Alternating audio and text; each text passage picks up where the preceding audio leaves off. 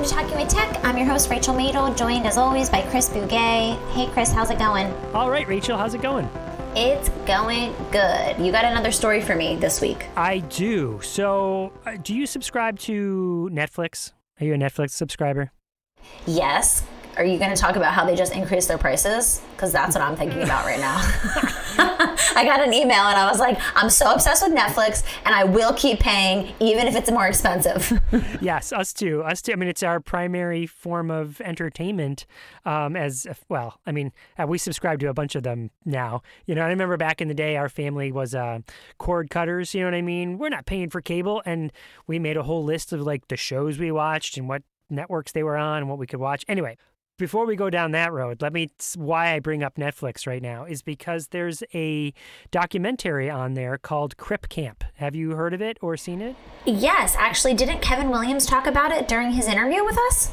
Did he? I believe he did. I think he did, because I literally took it, I wrote a note to watch it, and then I haven't watched it yet, though. Well, if he did, that's something that's great to know, because I often talk about how you need to hear things like 22 times before you internalize them and use them. And so he may have mentioned it. And then I saw it on Facebook, and then I saw it on Twitter, and I was like, I got to watch this movie. And so I finally did, cuddled up with Melissa, and we watched the whole thing. It was awesome. It was awesome. I just wanted to put a plug in for it. And I think I could be mistaken here, even if you're not a Netflix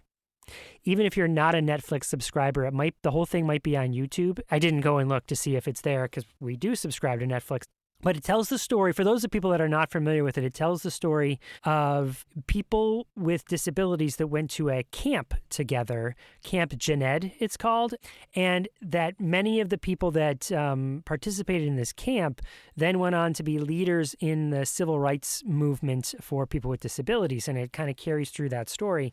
And it really resonated with me to hear the history and kind of stuff that happened before I was in this space. Do you know what I mean? Some of the people that you would, if there wasn't this documentary, you wouldn't know this sort of work ever happened or who the champions were. And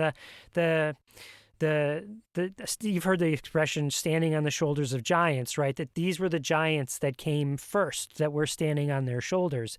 And so it was just really great to hear about that and learn about that, because I feel like this podcast, and the people that support this podcast are in a social movement as well for change. And so to see what worked and the struggles that they went through, the barriers that they overcame, the perseverance that was involved in what they needed to go through, it feels similar now, and it feels like a good shot in the arm. You know what I mean? That says, yeah, like if these people did it and we're now doing it, we can do it, Sounds like it was really inspirational.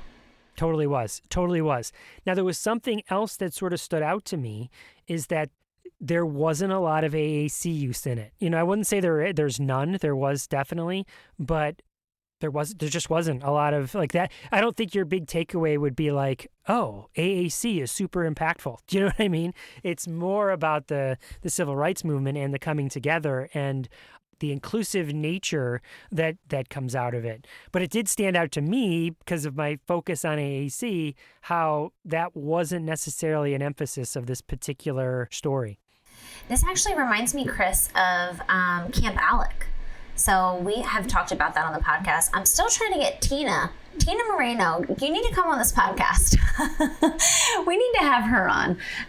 But Camp ALEC, for those who aren't familiar, is a short film, and it's all about the work at Camp ALEC. Where is Camp ALEC located, Chris? Do you know? Michigan, I think. Yes, I believe that's right. Which is an AAC camp, right? Where they teach literacy, which, I mean, like all of our favorite things, Chris, all in one camp up in Michigan. We need to go. But anyway, I have the filmmaker actually lives in Los Angeles, and I had the opportunity to have coffee with him, before the pandemic, when people did fun things and had coffee with each other.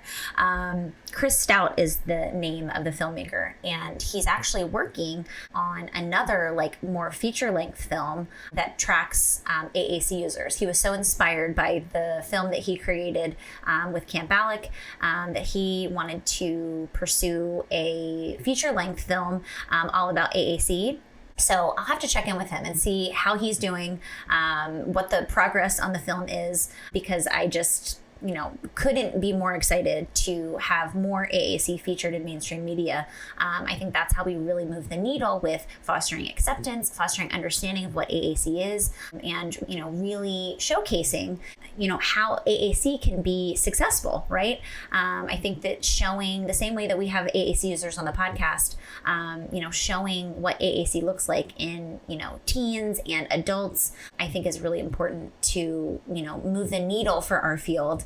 Get more, hopefully parents on board with AAC in the earlier stages, because I think that's a huge barrier to starting AAC, is because not a lot of people know what it is and, have seen it done. So anyway, that's what that reminded me of. Well, that's one of the reasons I wanted to mention it in context of Netflix, because I think one of the things that helps is that it is on a major way to distribute the content, So when it's on some sort of website that you'd only hear about if other people talk about it, here it's on like a major platform. When I say Netflix, everybody knows what that means and what that is. It's a major tool in our culture. So putting something on a mainstream platform like that helps. So a question for you, maybe Chris Stout mentioned this, or if not, if you're going to, follow up with him, is what is the distribution plan? Will it be out on some sort of major platform that people will be able to consume it,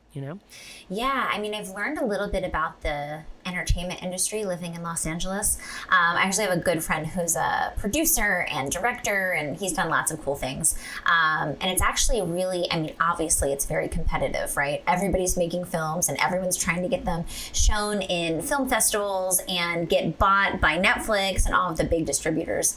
But everything I saw from Camp ALEC was amazing, and the film was shot in a really, it was really well done. And I'm excited because I feel like when Chris has a final product, I'm excited to see it, because everything I saw from Camp ALEC was so good. So I'm hoping for the best. I'm hoping that Netflix sees that and is like, yes, we want that film. That's my hope. Well, maybe we don't have to hope. Maybe we can do something about it, right? That's part of the reason we have this podcast, is to make this sort of change happen. We could help create a movement around a petition, some sort of, correspondence with this, whoever they decide they'd like to pursue first. Do you know what I mean? So that a distributor is found and that they know that they're taking less of a gamble in saying, yeah, we want to put our money behind this particular project. I find when there's an audience that already exists, then the people are much more willing to go for it, Yes, and there would be an audience, right, Chris? Clearly. Tons and tons and tons of people, I feel like. And, not just speech language pathologists, right? Think about how big the AAC community is when you think about, teachers and parents and paraprofessionals, and of course, speech language pathologists, behavior therapists. Their AAC touches so many different people. And it's funny, the words you use, I think it's so really poignant, is the community, right? That sort of points to the idea that it's established. And besides the community that's established, there's still this large potential, probably even larger than the community already, that it's not established. They don't know they need AAC. They're not thinking about it. Their experience there has been very limited. And so there's this huge potential for even a much wider audience and a wider community. And what better community to be, because there is no other community that's quite as inclusive as this one. I couldn't agree more. So Chris, who do we interview today? Who do you got for us? So this is a really interesting one. This is Julia James. Julia reached out to me. She was comes from the general ed world, actually, and she was having conversations with someone who does another podcast that I've participated in. Carl Booker is his name, and she just recently got, in her neck of the woods, she got a new job. Her job, I forget the exact job title. She'll mention it here in a minute in the podcast interview, but it's about the facilitator for online instruction, or director of online instruction, specifically for students in special education. And when she was was talking to Carl about this, she's like, do you have any contacts on who I could contact about who I might brainstorm about, like, what would good online instruction look like for someone in special education? And he was like, I know somebody, and that was me. So she said, hey, Carl said I should contact you. Would you be willing to chat and kind of talk about what online instruction looks like? And absolutely. Do you mind if we record? Let's do a podcast episode. And so she's like, yes, let's do it. So that's what you're about to hear is sort of this, not really an interview with Julia so much as a back and forth and a coffee talk discussion about what online instruction looks like for students with disabilities, pandemic-wise, but then beyond pandemic-wise. Like, where do we go in the future? So without further ado, this is my interview with Julia James.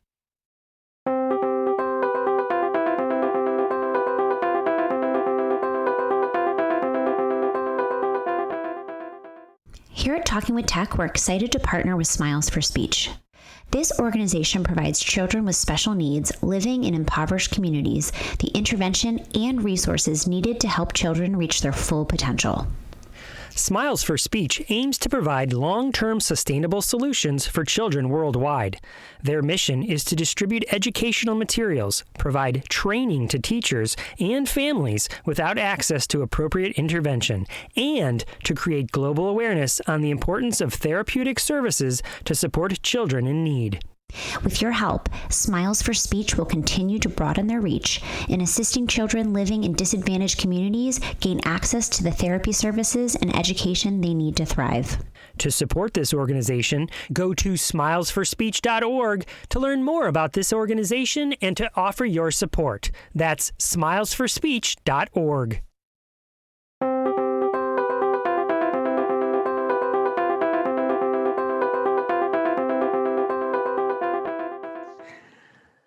Welcome to Talking with Tech. My name is Chris Bouguet, and I'm here with Julia James. How's it going, Julia?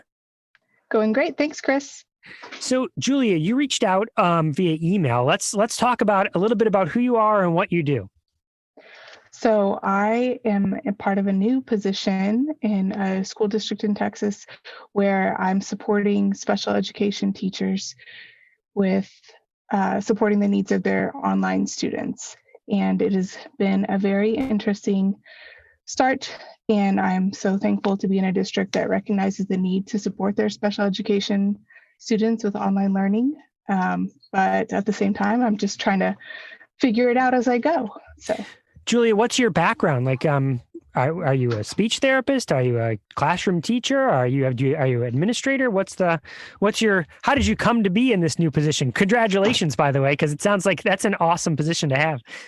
Thank you. This is my 11th year in education. I've had a wide variety of experiences, mostly in the classroom, but tutoring and teaching in the public and private schools, in special education, and then also the university level as well. But most recently, I was a special education teacher in the district, and I have my master's in instructional technology, and so felt like it was a good fit to move into this position. Awesome. So your entire role, let's talk about that. So what is the role of this new position that was crafted? Well, I'm kind of, like I said, trying to figure it out as I go, because I don't exactly, while I am part of the special education support team, and we have teachers who support the math component of special education, the reading component of special education, our dyslexia program in special education, our behavior parts of special education. This was like a new person on this team, on the special education support team, but it doesn't exactly fit with that, because I'm not only supporting those academic teams, but I'm also supporting our special education programs like early childhood special education and our life skills programs as well, and trying to encompass all of that, supporting all of those different facets of our special education program has really proved to be challenging. But my main role is to focus on the teachers and what they need in order to support their students in special education. It sounds really exciting. I have to concur with what you said earlier about being fortunate to be in a district that has recognized this. And it sounds like, tell me if I'm wrong here, but it sounds like maybe they were leading in this direction even before distance learning and the pandemic. I mean, would that be an accurate statement, or was it something that was really illuminated during the pandemic? That's a good question. And, I'm not sure. I do know that they are thinking that this, for some of our special education students, online learning is actually working out really well.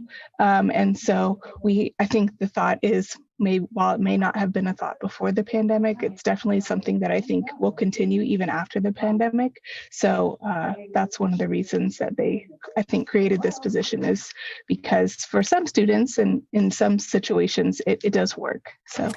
So Julia, again, kindred spirits here, is because this is something I've been trying to shout from the rooftops since March, when we all went down into lockdown, the March of 2020, when the pandemic first struck, is that trying to ask every, general ed teacher, special ed teacher, everyone I know, when you think back to emergency distance learning from March until June, before we started wrapping our heads around like, oh, the entire next school year might be like this or in some sort of hybrid model.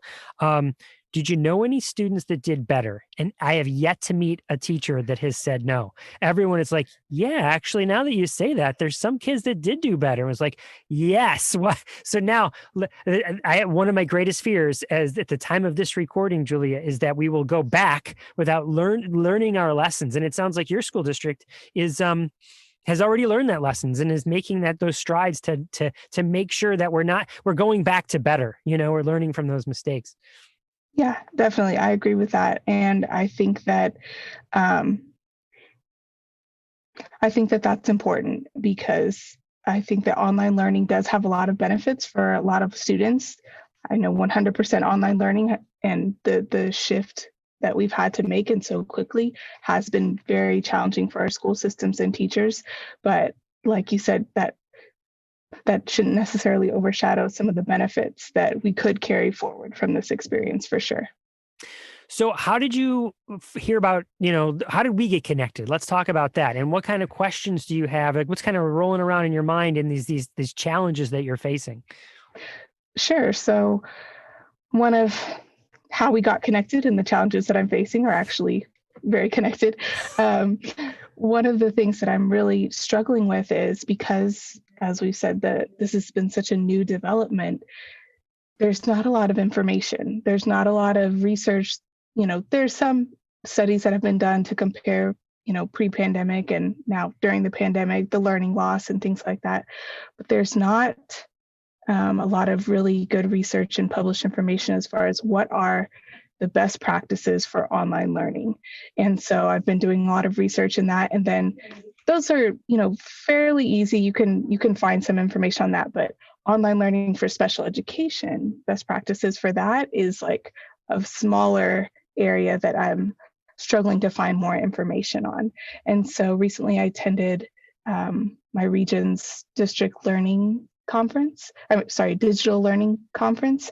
And Carl Hooker was the the keynote speaker there. And he's a great presenter and shared a lot of great information. And I emailed him afterwards and said, this is kind of where I'm at. I'm looking for more information on best practices with special education online learning. Do you know anybody, or do you have any resources to share? And that's kind of just been my mode. It's just like looking for information. So I've been attending a lot of professional development, trying to get the information myself, and then kind of composing it in a way that I can provide it to teachers in order to support them. Gotcha. Well, so Julia, just to give you, because we don't know each other that well. Right. So I work for a public school district in Northern Virginia, and I was one of the founding members of our assistive technology team. Many years ago.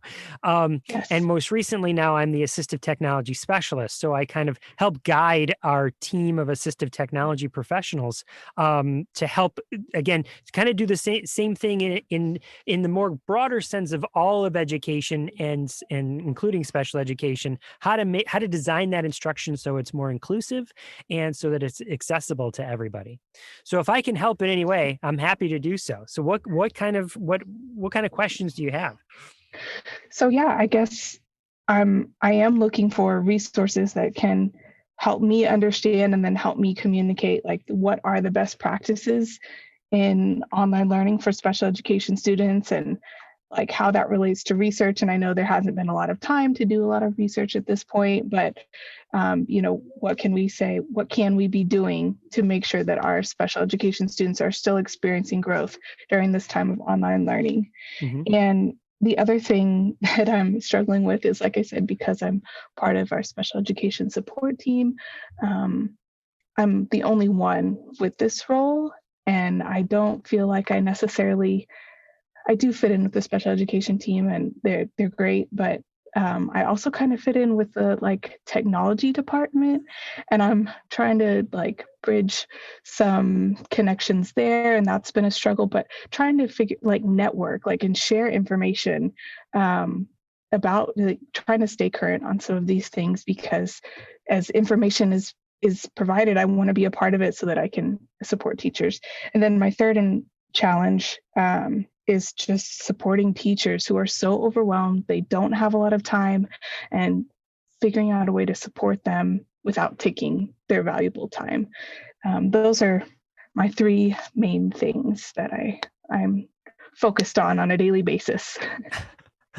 Okay, so in some context, like the people who listen to this particular podcast, Julia, they'll know me and my co-host as people that like to coach people along. So I would ask you a bunch of reflective questions and have you think of it. But in this case, if it's okay, I'm just going to consult, meaning I'm just going to tell you some things to put you in a direction. Hopefully that gives you some stuff. I mean, I'll ask reflective questions too, but if it's okay, Sure. I'm just going to say, here are some things I think you should do. If that's okay. Sure. That sounds great. I'd love it.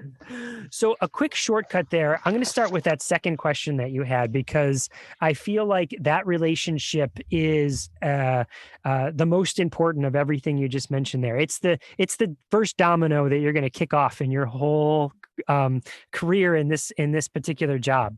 And that is the idea that there is a relationship between technology and learning. Of course, we knew that, right? I mean, and it sounds like your school district has embraced that. But the hidden relationship that a lot of people don't really recognize is the history of where the technology comes from. And so what I mean by that is, I bet you have a smartphone, right, Julia? Would I be correct in that? Uh-huh. Might you have an iPad or a tablet, right? Yep. Mm-hmm. Might you have access to a Chromebook or some sort of desktop computer, laptop computer? Yes. Is that laptop or desktop or Chromebook touch enabled, where you can touch the screen? Or do your kids I don't currently have that, but I have had that in the recent past. But your phone is, right? And your iPad Yes, is, and many of the definitely. technologies we use are touch enabled, right? Or touch screen. And I like to reflect back, if we were having this conversation back in 1985, you think we wouldn't have these touch screens that we all have now. Except you would if you were in special education. Special ed students were the first kids to have touchscreens. And I can go on and with examples there, Julia. Like, for instance, are you Google district? Do you use Google? Are you familiar with Google Docs? Mm-hmm. And are you familiar with the voice typing feature of Google Docs where you can, right? I'm sure you are at special ed. This has got to be something you've, right? But who were the first people to use voice dictation? It were people that had difficulty with their hands, right, and couldn't control the keyboard, or had difficulty with a mouse. That's why they used the touch screen. Is that they could dictate the words and it would type out there. And now it's something. I mean, I bet you used it today when you were texting somebody. You know what I mean? You hit the little record button and it just records, right. And it just types out the text. And there's more examples, like not just high tech, but like flexible seating. Like I bet your school district has started to embrace flexible seating, and at the elementary level, definitely, and maybe middle and high school. But who are the first kids to have those like wobbly discs and the beanbag chairs? It were students with disabilities. And so, again, I could go on with examples, Julia, but I feel like that's an important relationship to embrace and to explain to your colleagues in both the special ed world and in the technology world, your instructional technology people, is that oftentimes innovation and the technologies that are used by students with disabilities leads to something for everybody else, And so with that in mind, let's talk about the technologies that you do have in place that are sort of tier one technologies, just for everybody.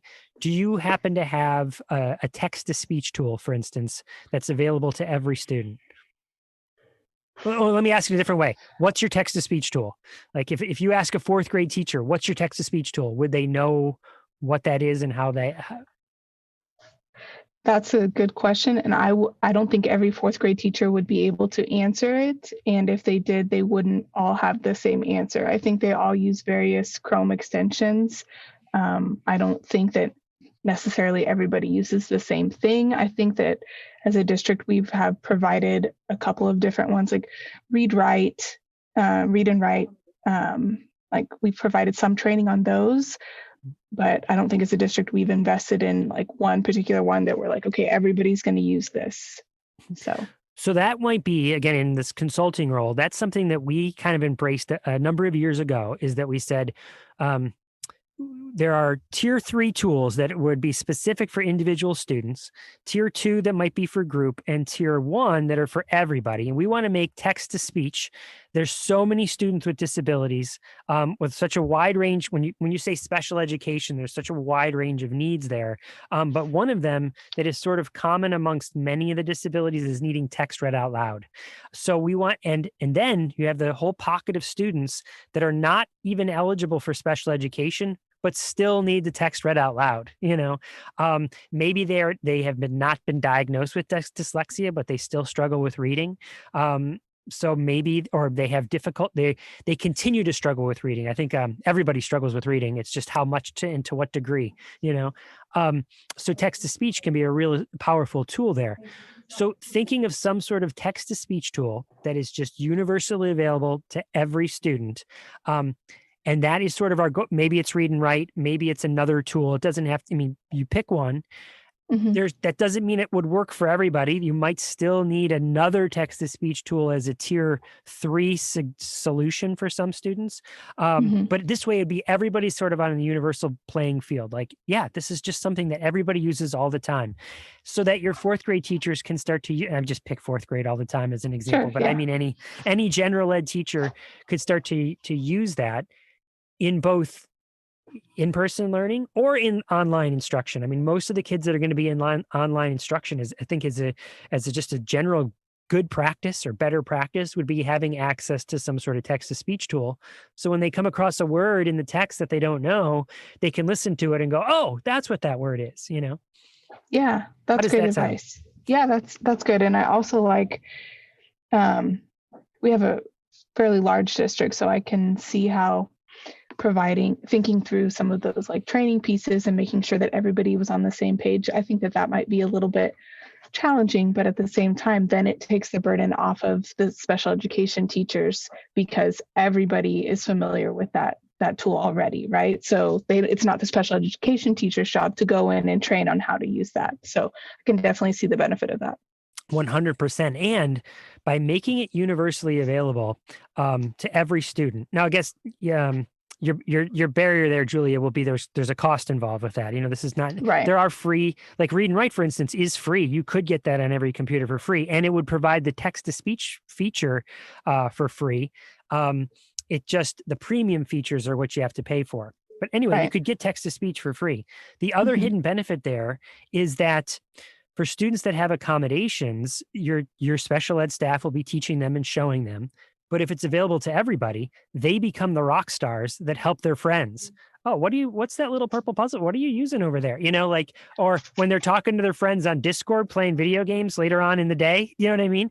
They can have that conversation about, oh, I just listened to the text. What do you mean you listen to the text? Oh, I used the little purple puzzle piece. Yeah, you have it too. Did you not know it's on your Chromebook? What it is? You know what I mean? Now you get it's not all the burden of a teacher having to do it. It's this authentic experience with students exchanging information together and helping each other. Yeah, I like that. Thank you. So something else to consider there is that text to speech only works when the text can be read out loud, right? I'm sure you've experienced PDFs that are locked, or websites that have an image and you hit a play button and the text won't be read out loud because it's not accessible.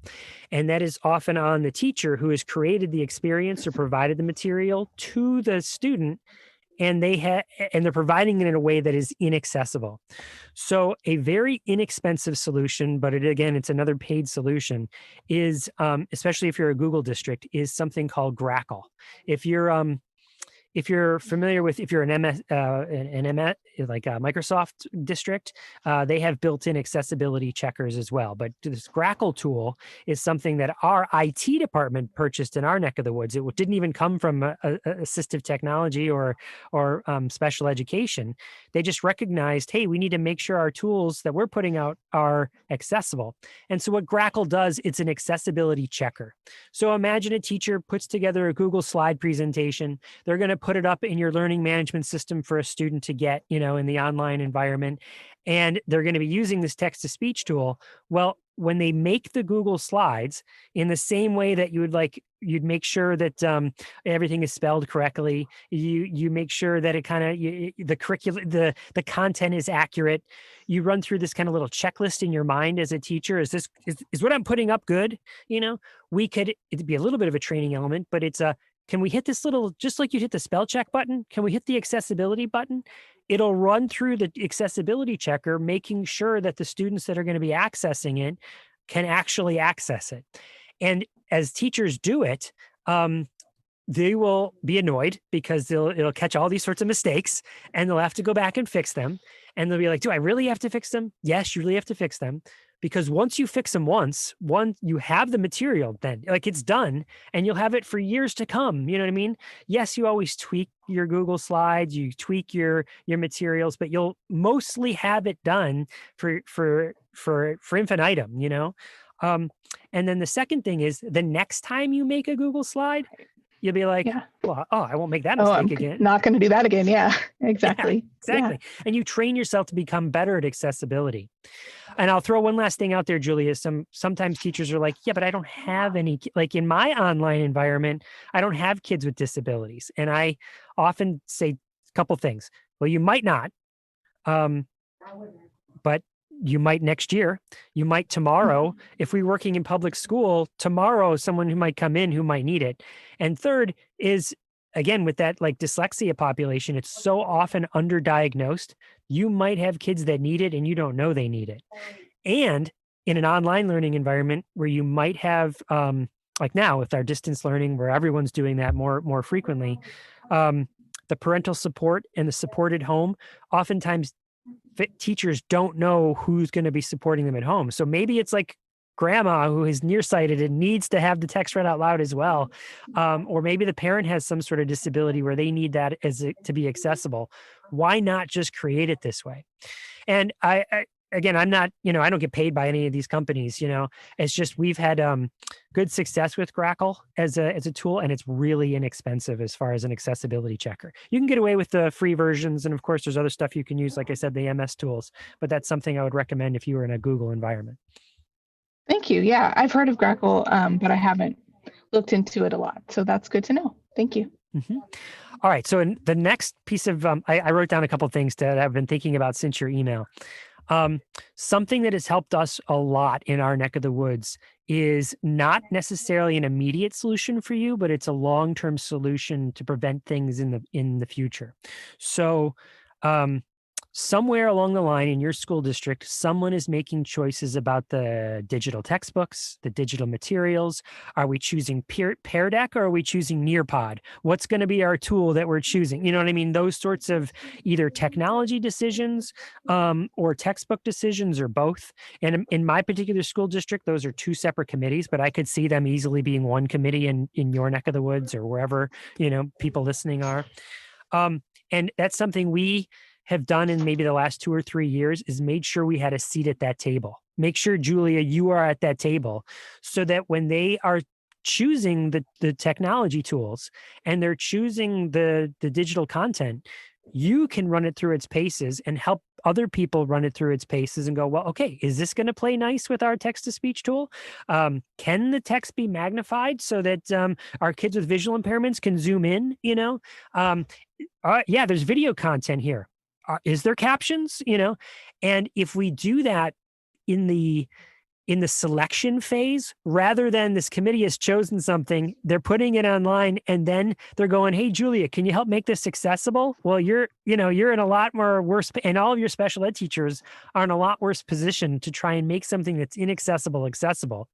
But if you make that selection, imagine you're sitting at that table and you got that vendor there going, all right, committee, yeah, we've got the best digital tool on the planet. You should use this. And the Julie at the table goes, yeah, but is the text can it be read out loud? And it can't be, or, well, it mostly can, but not here. Or, no, we didn't really think about how the Zoom feature, or no, actually some of our animations are animated GIFs and we don't have those captioned, or whatever. You know what I mean? Whatever the thing you bring up, that immediately bumps it up on their development cycle, because your school district has this bag of money sitting on a table right in front of them.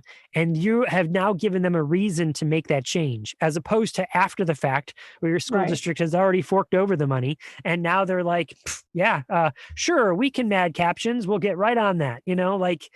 There's not as much impetus when the money has already been exchanged, So my advice to you is, either you or other people from special ed get on a committee like that to make that a systemic change, so that even if you move on 2 or 3 years from now, maybe this is not your whole future career, there's that lasting, what's the format we use to select things? Well, one of the things we use to select things is it accessible? And what does that really mean? What does that break those questions down into its segregate parts?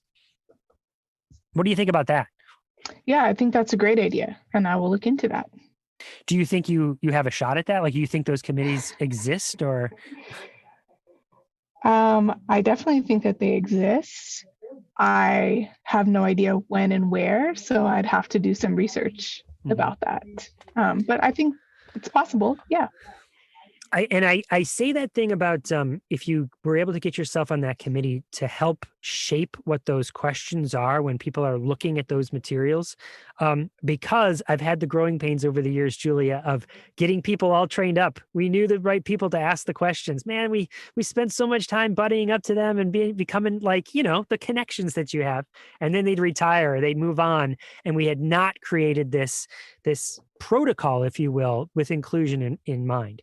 And really, in today's day and age, there's never a better time. This is the time to it's on everybody's mind. Inclusion and equity is on everybody's mind. And I feel like there's more people listening than ever. Yeah, I agree with you. So I mentioned captions, but I feel like that is another kind of low-hanging fruit that we could help teachers with. And there's a lot of technology out there that will do it for them, So if I'm going to make a talking head video that I'm going to put up explaining my math problem, and I'm going to put that up in my learning management system for my online learners, or for my in-person learners, as a resource. Again, that's another example, Julie. I remember back in the day, I like to tell this story of a teacher that came to me saying, Chris, this is probably, maybe 15 years ago, Julia, but someone came in, this was a high school teacher that said, middle school, I wrote this IEP where all my math lessons have to be recorded. How do I do that? It's like, well, we have interactive whiteboards. They have recording features. I don't know how to use that. Well, we can show you how to do that. He ended up teach this algebra teacher how to record his lessons, all before Khan Academy, Julia. This guy was recording videos, putting them up on his classroom, and then he put them front facing so anyone could get them. And he just watched all these ticks happen, not just from kids in his own class, but other kids around the district, around the country, state, because now it's just that's how you do it, right? You make a video, you put it up, and you can slow it down, pause it. You can do all this stuff. So all that to say is, as teachers are now comfortable making videos, let's get them making videos with captions. There's Apple Clip. Apple Clips is an app. Are you familiar with that particular app? No. So if it's called the Clips app, and many teachers have iPhones, but there's other tools that you can research that just provide captions as you're recording them. Apple Clips I happen to like because it allows you to edit the captions, before you hit the publish button. Um, I with distance learning, what's your distance learning platform? Is it Google Meet? Are you using Teams? Or are you using? We're using Zoom, and I know Zoom does have that captioning, and I feel like the Zoom captions are pretty good. They're not 100% like anything else would be, but I do think that the Zoom captions are pretty good. So I think that is huge, and then praise teachers that are doing that. You know what I mean? Right. And providing that accessibility tool. Again, a lot of people would be like, well, why do I need to have captions? I don't have any kids with hearing impairments. You're asking for research. There's clear research that captions help people become better readers, especially our ELL population. In fact, because this podcast is about specifically about AAC, augmentative communication, we have an AAC user that recently was on the podcast, and he was saying, we were talking about captions, and he was like, "That's how I helped learn to read, is I turn the captions on my TV." So it helps such a wide range of people because you have this idea of dual coding. You're hearing the audio and you're seeing the text at the same time. So as teachers, it seems like, well, yeah, anytime I play a video, I turn it on, and anytime I record a video, I make sure it's on. And this is the part that a lot of teachers might miss, is because we're asking so many students to make videos, and that's a part of the design of how they can express themselves. Let's ask them to do that as well.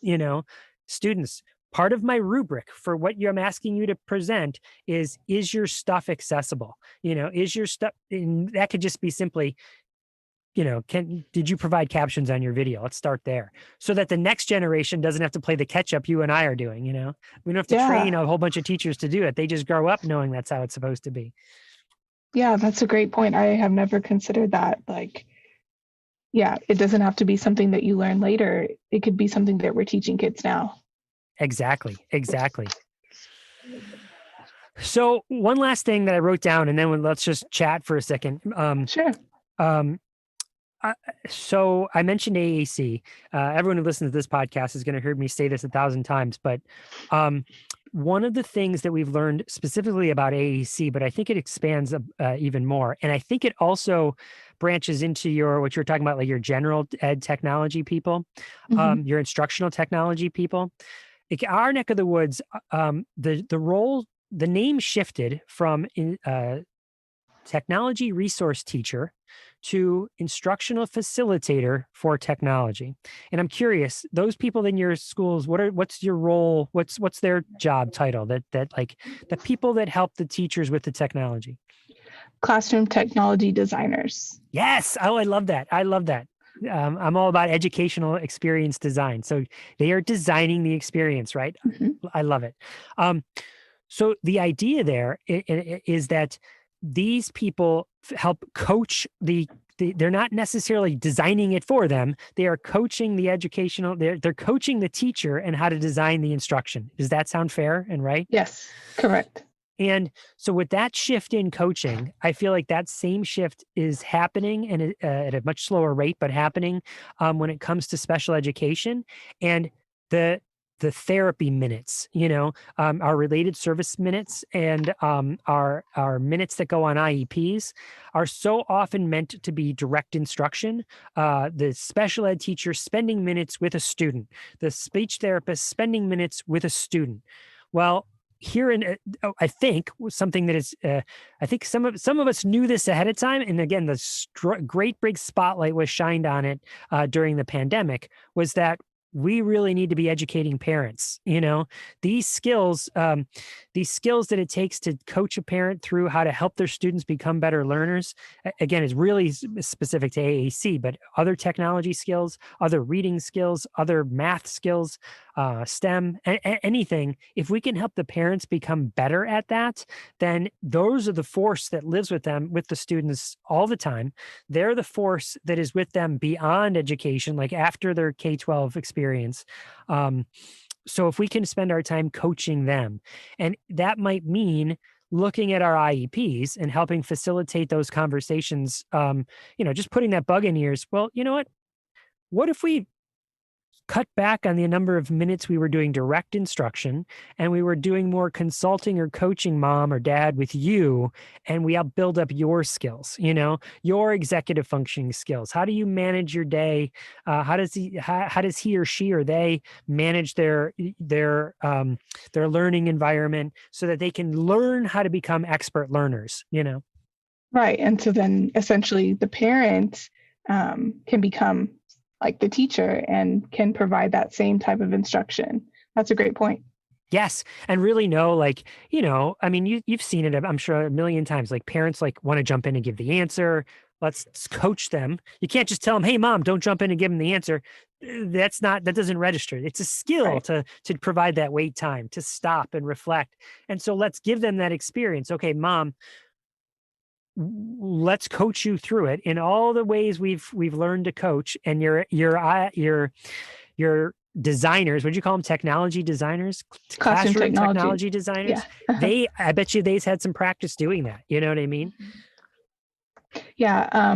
When we sent out a needs assessment to our teachers to say, what's going well with virtual learning, what's not going so well. That was one of the things that a lot of people said is we don't have an accurate picture of how the students are doing because parents are either helping too much or not there at all. And so that parent piece is, I think, really critical. I agree with you about that. So what other thoughts or challenges do you feel that you face? Well, the ones that I mentioned were like the top three. I'm not sure. I don't know how do you support the teachers in your district? Like that part about I want to be supportive. I have a lot of great ideas and resources for them, but at the same time, as you know, training people on technology is not something that most skills take longer than just like a minute of your time, and it takes repeated practice.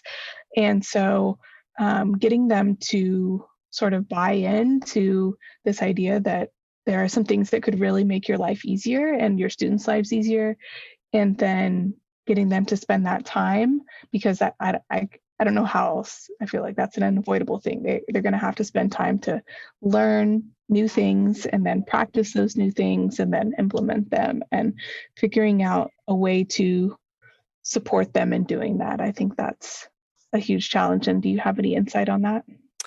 Yeah, so I think I'll tell you. You asked how it works in our neck of the woods. We do have our assistive technology team. So in our neck of the woods, we have a large school district that has maybe 90. I lose track every year. Maybe 93, 94 schools in our county-based system. So we have 9. We call them SIFATs, Specialized Instructional Facilitators for Assistive Technology, and that's the evolution of the assistive technology team that I mentioned earlier.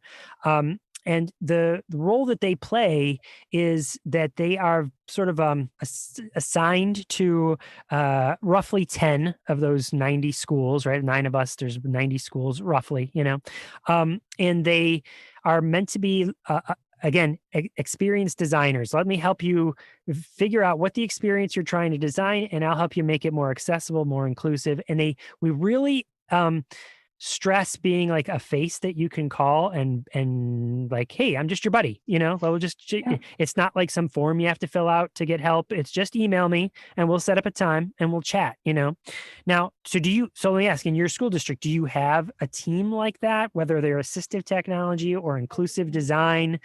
Which I just love your job title, by the way, like that. And the idea is it really puts the center, not on the technology, but on the inclusion piece. And I just love that. Yeah, me too. In terms of assistive technology, we do have, I think, only one person for our district who's in charge of assistive technology.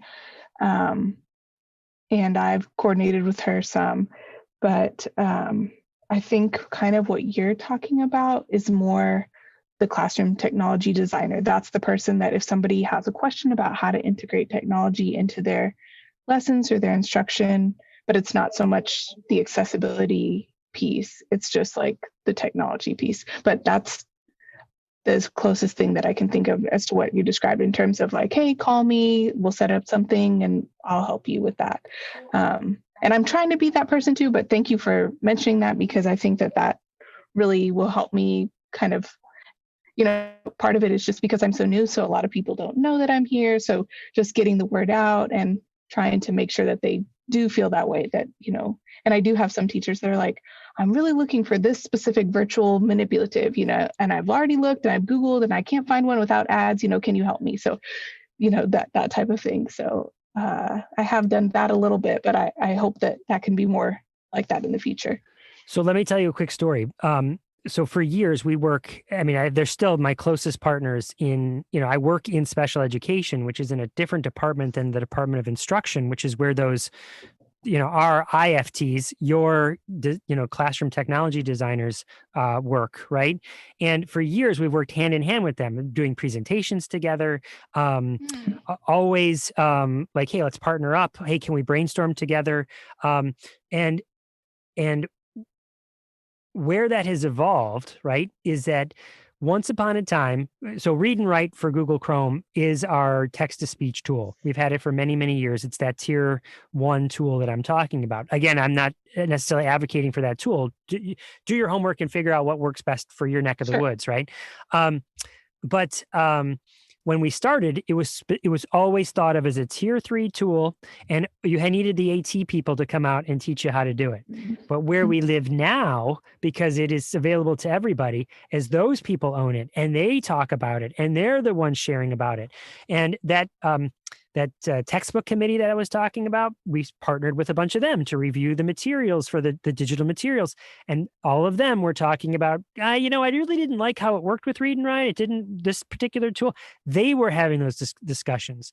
So it took time, but I feel like that's your build capacity target audience right there, is if I could teach these people about accessibility and inclusion and get them asking the teachers the right questions, that's how your sustainable change can really happen. Yeah, that's great advice. And I will definitely act on that. Thank you. Julia, something else that I think they can really help with is the design, since their name is design, the design of the instruction in general. So tell me if this resonates at all. Like when I went to school, the experience, and so I have a high school student and a middle school student here, my own kids. Much of their experience looks like this, whether it was in classroom or distance learning, whether in person or distance learning.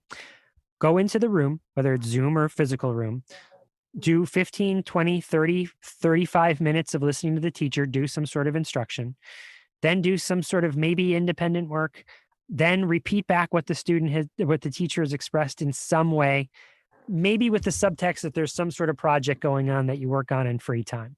Does that sound about right for many of the instructional lessons that are designed, or is that shifted in your neck of the woods?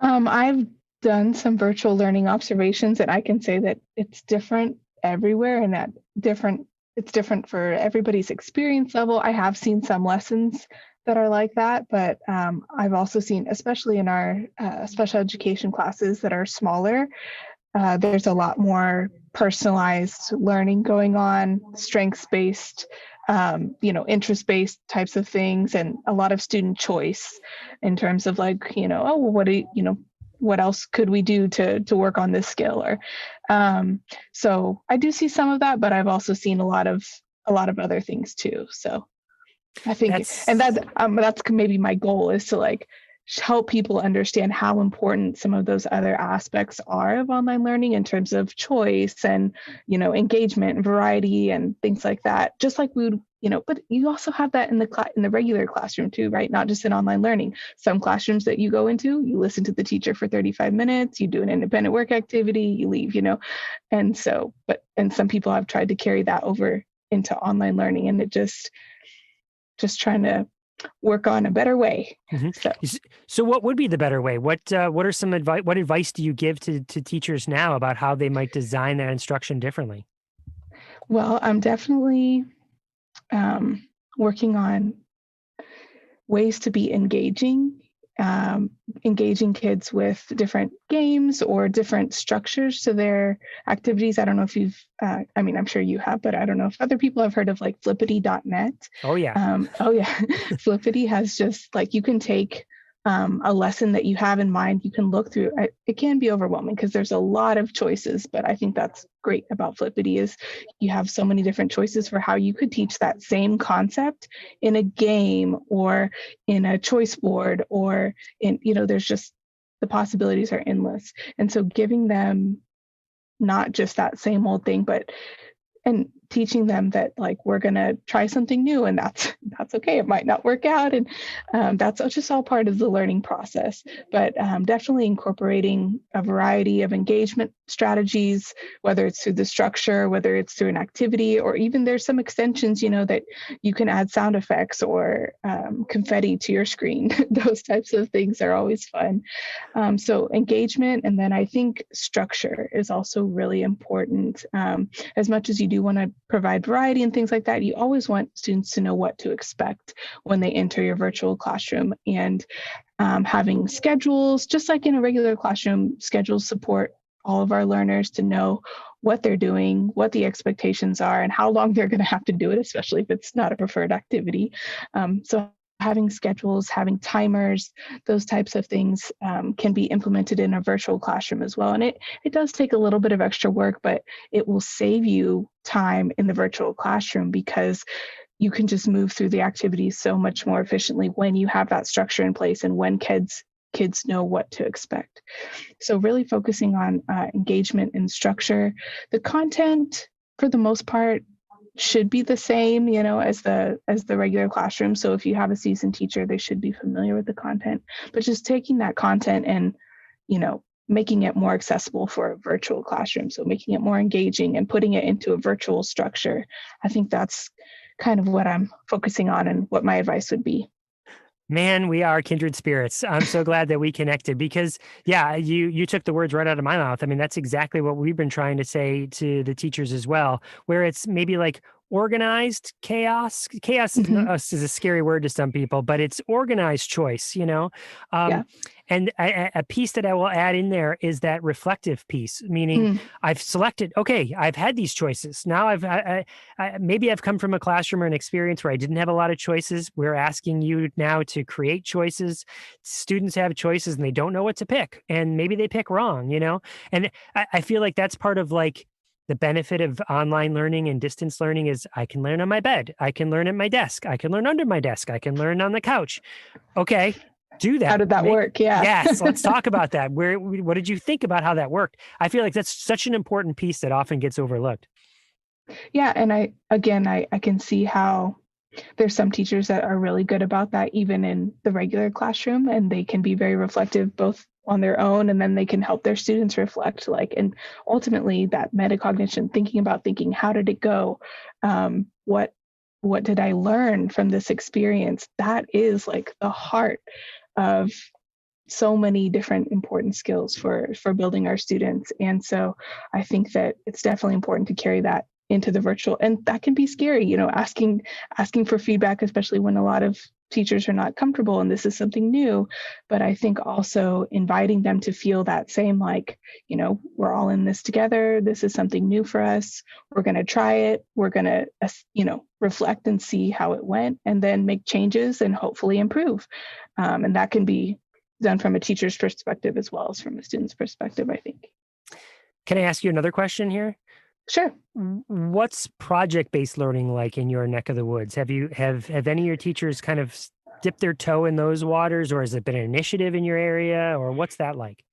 So I can say that our district provides unit plans for our teachers and for our schools, and normally at the end of each unit plan where there would be an assessment, there's also usually there's an option that the district has planned if you wanted to do a project instead of the assessment. Does that make sense? Like, you can do an assessment and maybe you could also do it in combination, but here's a recommended project that you could do to assess these same skills that we just learned during this unit. You could implement this project with the students.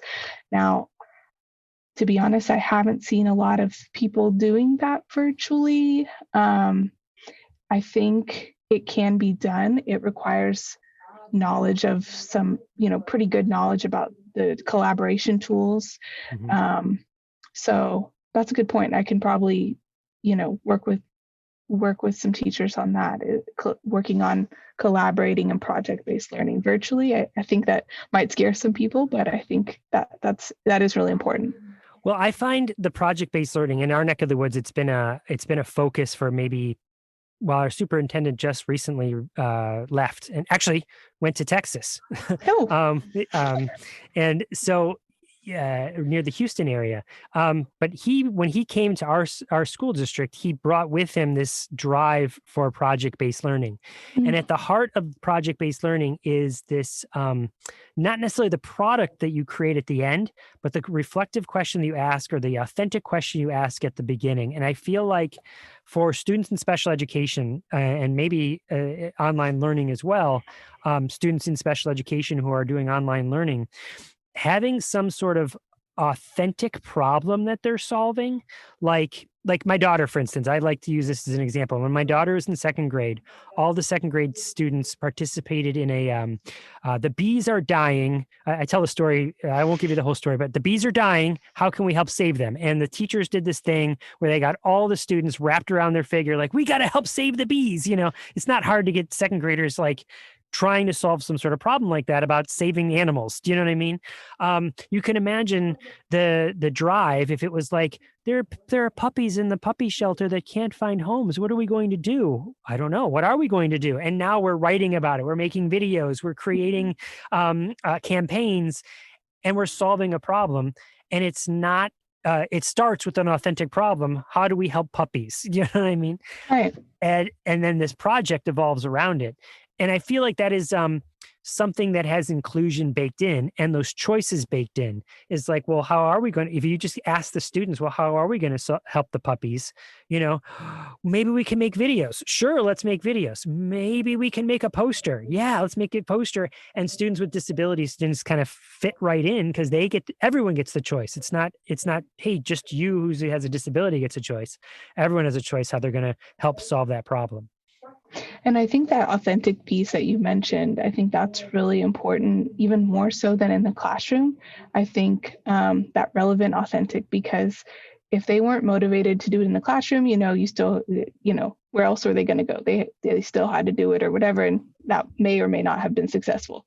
But motivation in virtual learning is like a huge thing. And one way to increase that motivation is to make these problems that we're solving authentic and real. And so that the kids are motivated to really, solve them and work and do the work that they need to do. Because without that motivation, they just won't show up or they won't participate. And that is a huge problem for us as well. So I think we saw that too, that there's it helps sustain the engagement piece, so much of the engagement that technology can do, the increased engagement is fleeting. You know what I mean? You can only play so many Kahoots before it's like, Kahoot again. You know what I mean? Yep. I've seen I know that extension you're talking about with the little, what's it called? Boom or something, where like you mentioned the confetti, like you can only do that so many times. But before it's like, yep, I've seen the confetti gun again, and it's often on the teacher to make it engaging. But when you have that authentic problem, the sustainability, well, I guess the puppies aren't going to find home. I mean, you wouldn't guilt them like that, but you know what I'm saying? Like, I got to do this or the puppies aren't going to have homes. The bees are going to die. There's that longevity there because you've changed it from engagement to empowerment. I'm empowering you to solve this problem.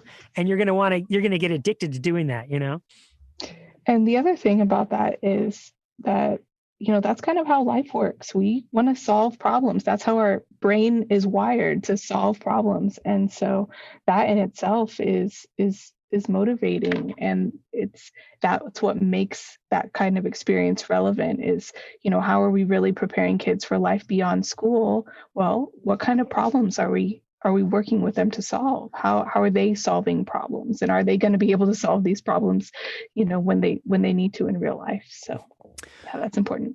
Julie, I said one last question, but I actually do have one last question. So a question that I ask, again, all the other teachers that I work with is, what do kids miss most about in-person learning? And I feel like that's something you're going to have to wrestle with if you have kids that are predominantly doing online learning, right?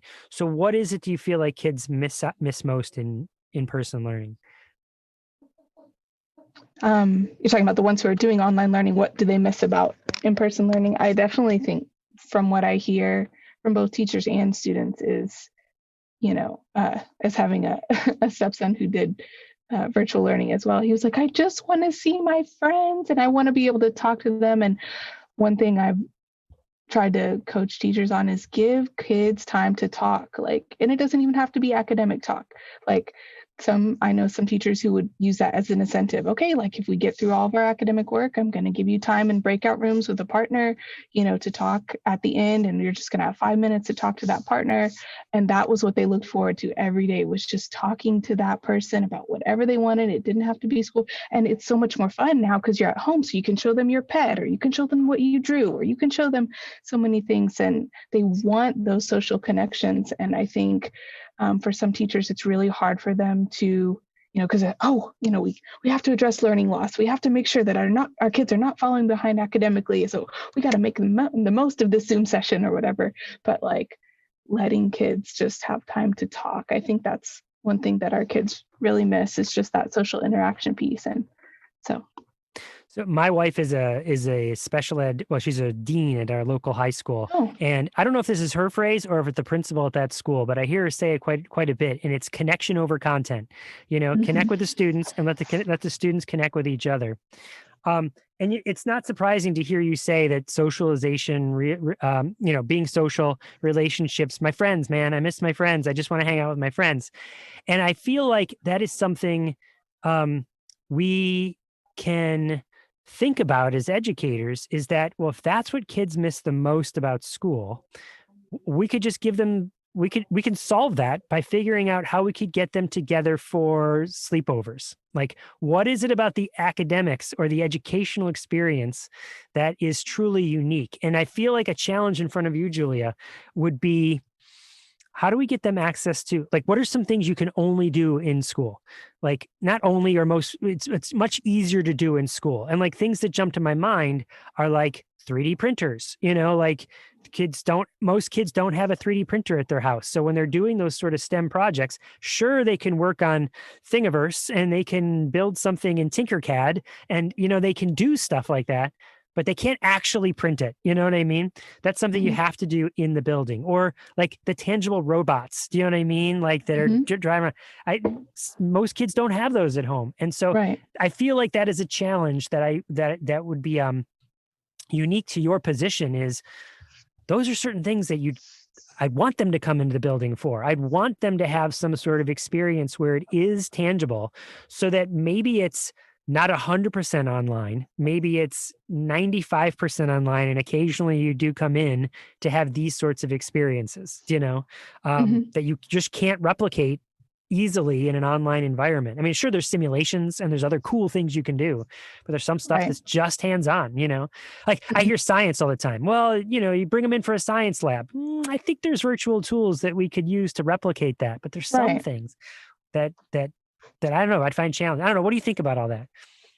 Yeah, I think that there is that part. I don't know if that would work out, because I think that at this point, because we do have many students who have come back and are going to school in person, but we do have some students who the parents have already said we're not coming back, and it's for health reasons. And so I would struggle to try to address those reasons in those experiences for sure. But it is definitely something to keep in mind, is, what can they only get at school, or what does school best provide?